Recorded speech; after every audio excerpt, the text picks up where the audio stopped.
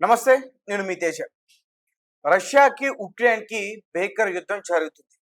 చాలామంది చనిపోతున్నారు. గత 4 ఏళ్ల నుంచి సుమారు ఉక్రెయిన్‌లో అలాగే రష్యాలో కొన్ని వేల మంది ప్రాణాలు విడిచారు. అమాయక ప్రజలు చనిపోతున్నారు. సోల్జర్స్ కూడా చనిపోతున్నారు. దీనికి కారణం ఏంటంటే రష్యా ఉక్రెయిన్ పైన మొదటి నుంచి కూడా దాడి చేసే ప్రయత్నం చేస్తుంది. ఎందుకంటే ఉక్రెయిన్ నాటోలో చేరకుండా ఉండటానికి, నాటోలో చేరితే ఆ దేశాలకు సంబంధించి లేదంటే ఉక్రెయిన్ దేశానికి సంబంధించి విస్తరణ వారి సరిహద్దుల వరకు వస్తుంది. అంటే నాటో సపోర్ట్ ఉంటుంది. అప్పుడు అది రష్యా దేశానికి ముప్పు. సో అలా అవ్వకుండా ఉండడానికి 4 ఏళ్ల నుంచి రష్యా పైన భీకరంగా దాడులు చేస్తూ ఉంది. హైపర్సోనిక్ క్షిపణులతో కావచ్చు, డ్రోన్స్‌తో కావచ్చు, అన్ని రకాలుగా ఉక్రెయిన్‌కి సంబంధించిన కార్గో షిప్స్‌ని కూడా టార్గెట్ చేసి అటాక్ చేస్తుంది. అలాగే ఉక్రెయిన్ కూడా రష్యాకి సంబంధించిన కార్గో షిప్స్ అంటే ఇరాన్ నుంచి రష్యాకి, రష్యా నుంచి ఇరాన్‌కి వెళ్ళే లాంటి షిప్స్‌ని కూడా టార్గెట్ చేసి చాలా అటాక్ చేస్తుంది. అయితే ఈరోజు కూడా దాడి జరిగింది. రష్యా పైన ఉక్రెయిన్ దాడి చేస్తుంది. దగ్గరగా 13 మంది చనిపోయారు. రష్యాలోని ఏ అయితే ఈ క్రూడ్ ఆయిల్ సెంటర్స్ ఉంటాయో, ఈ చమురు నిల్వల కేంద్రాలు, వాటిని టార్గెట్ చేసుకుని డ్రోన్స్ ని అటాక్ చేసింది. దగ్గరగా 456 డ్రోన్స్ ని అటాక్ చేసింది. సో వాటన్నిటిని కూడా రష్యా ఇంటర్సెప్ట్ చేసింది. బట్ 13 మందిని అయితే కాపాడుకోలేకపోయింది. అలాగే వారితో పాటు ఒక 75 మంది వరకు కూడా తీవ్రంగా గాయాలు పాలయ్యారంటూ కూడా చెప్తున్నారు. అలాగే రష్యా కూడా వెంటనే తిరిగి దాడి చేస్తుంది. ఉక్రెయిన్ లో 5 చనిపోయారు. దీని గురించి క్లియర్ గా చెప్పేందుకు ప్రయత్నిస్తా. సో ఉక్రెయిన్ సరిహద్దులకు సుమారు 1000 కిలోమీటర్ల దూరంలో ఉన్న నిజ్నెక్నబ్స్ నగరంలో చమురు శుద్ధి కర్మాగారాలపై ఉక్రెయిన్ ఈ భారీ డ్రోన్ దాడి చేసింది. ఈ ఘటనలో ఏకంగా 13 మంది పౌరులు దుర్మరణం చెందగా మరో 75 మంది తీవ్రంగా గాయపడినట్టు ఈ విషయాన్ని రష్యా బయటకి చెప్పింది. తర్వాత టటాస్తాన్ ప్రాంతం ప్రధానంగా ఇంధన ఉత్పత్తికి కేర్ ఆఫ్ అడ్రస్ గా నిలుస్తుంది. రష్యా చేస్తున్న వరుస దాడులకు ప్రతీకారంగానే ఉక్రెయిన్ ఈ వ్యూహాత్మక స్థావరాన్ని లక్ష్యంగా చేసుకున్నట్టు స్పష్టమవుతుంది. సోషల్ మీడియాలో వైరల్ అవుతున్న వీడియోలో ఆయిల్ ఫెసిలిటీ నుంచి దట్టమైన నల్లటి పొగలు రావటం ఈ దాడి తీవ్రతకు అద్దం పడుతుంది. ఈ ఏడాది ఇరు దేశాల సుదూర లక్ష్యాలపై దాడులకు తీవ్ర చేయడంతో పౌరులు ప్రాణ నష్టం కూడా భారీగా పెరుగుతుందని ఐక్యరాజ్య సమితి తీవ్ర ఆందోళన వ్యక్తం చేస్తుంది.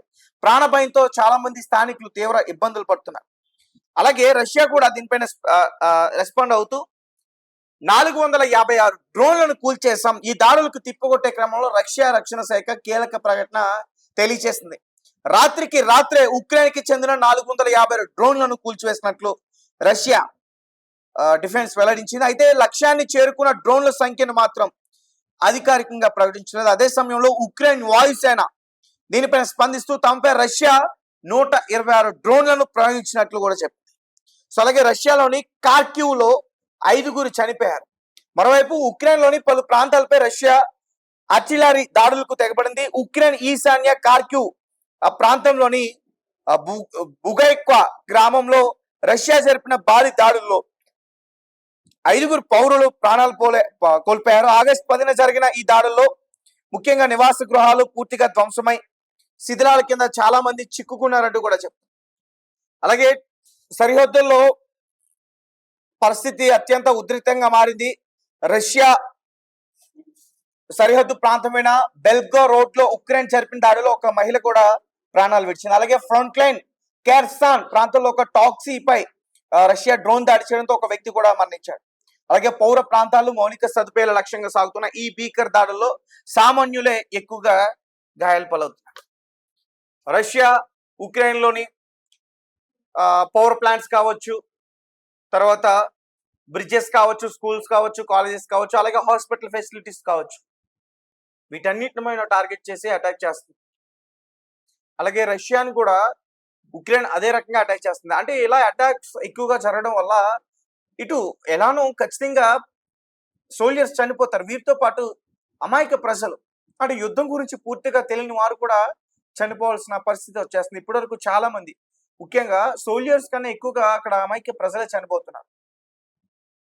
సో ఇదంతా కూడా ఎందుకు జరుగుతుందంటే ఉక్రెయిన్ నాటోలో చేరాలని ప్రయత్నించడం, రష్యా తన సరిహద్దు దగ్గర నాటో విస్తరించడం తమ భద్రతకు ముప్పుగా భావిస్తుంది.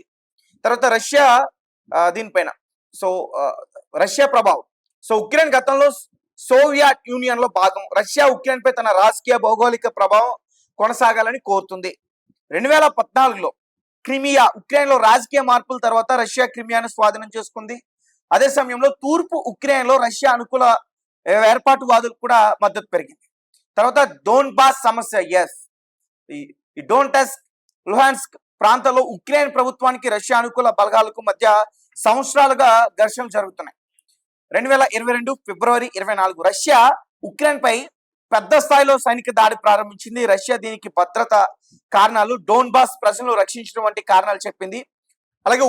అలాగే ఉక్రెయిన్ కి సపోర్ట్ కున్న దేశాలు ఇవన్నీ కూడా ఇది ఆక్రమంగా కూడా వారు చెప్పడం జరిగింది. సో సింపుల్ గా చెప్పాలంటే రష్యా ఏం చెప్తుందంటే ఉక్రెయిన్ నాటో వైపుకు వెళ్ళడం మా భద్రతకు ప్రమాదం. ఉక్రెయిన్ ఏం చెప్తుందంటే మాకు ఏ కూటమిలో చేరాలని నిర్ణయించుకునే హక్కు మాకు ఉంది అని చెప్పి ఉక్రెయిన్ అంటుంది. సో 2014 నుంచి ప్రారంభమైన ఈ ఘర్షణలు 2022 పూర్తి స్థాయిలో యుద్ధంగా మారాయి. 2022 నుంచి ఇప్పుడు 2026 వరకు కూడా 4 సంవత్సరాల నుంచి భీకరంగా దాడులు చేసుకుంటున్నాయి ఈ రెండు దేశాలు.